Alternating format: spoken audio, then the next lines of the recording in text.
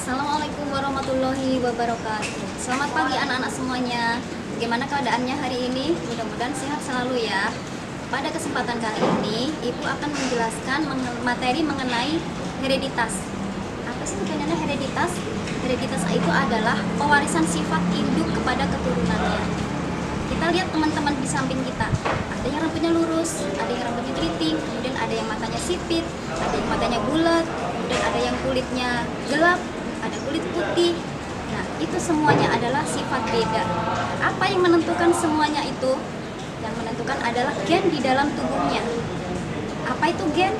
Gen itu adalah materi genetik yang berupa susunan protein yang menentukan sifat makhluk hidup. Ya. Gen gambarnya seperti ini ya. Nah, di mana letak gen itu? Gen itu terletak di dalam kromosom. Nah, kromosom di mana? Kromosom itu di dalam inti sel atau nukleus. Inti sel di mana? Di dalam sel tubuh makhluk hidup. Jadi, di dalam tubuh sel makhluk hidup itu ada sel yang di dalamnya terdapat kromosom dan gen. Gen inilah yang menentukan sifat makhluk hidup. Nah, sekarang materinya adalah mengenai persilangan pada tumbuhan. Persilangan pada tumbuhan itu ada persilangan monohibrid, kemudian ada dihibrid dan polihibrid. Apa itu persilangan monohibrid? Persilangan monohibrid itu adalah persilangan dengan satu sifat beda. Kemudian persilangan dihibrid itu adalah persilangan dengan dua sifat beda. Sedangkan persilangan polihibrid adalah persilangan dengan banyak sifat beda. Apa sih persilangan monohibrid? Persilangan dengan satu sifat beda. Contohnya bagaimana? Misalkan induknya rambutnya lurus, yang satunya rambutnya keriting. Nah, itu menikah atau kawin ya, itu akan menghasilkan anak bagaimana? Itu namanya dengan persilangan monohibrid, satu sifat beda. Kalau pada tumbuhan bagaimana?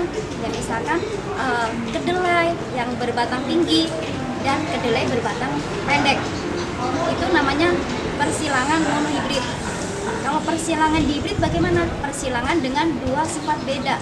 Contohnya bagaimana? Misalkan kedelai berbatang tinggi berbuah bulat dengan kedelai berbatang pendek yang buahnya lonjong.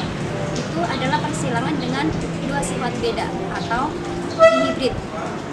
Kalau polihibrid lebih banyak lagi sifatnya. Misalkan kedelai berbatang tinggi, bulat bijinya bulat, kemudian berwarna kuning. Kemudian yang satu dikawinkan atau disilangkan dengan kedelai yang berbatang pendek, berbuah lonjong, berwarna hijau misalkan. Itu adalah persilangan polihibrid. Nah, sekian materi dari Ibu, mudah-mudahan bisa bermanfaat. Alhamdulillahirobbilalamin. Wassalamualaikum warahmatullahi wabarakatuh.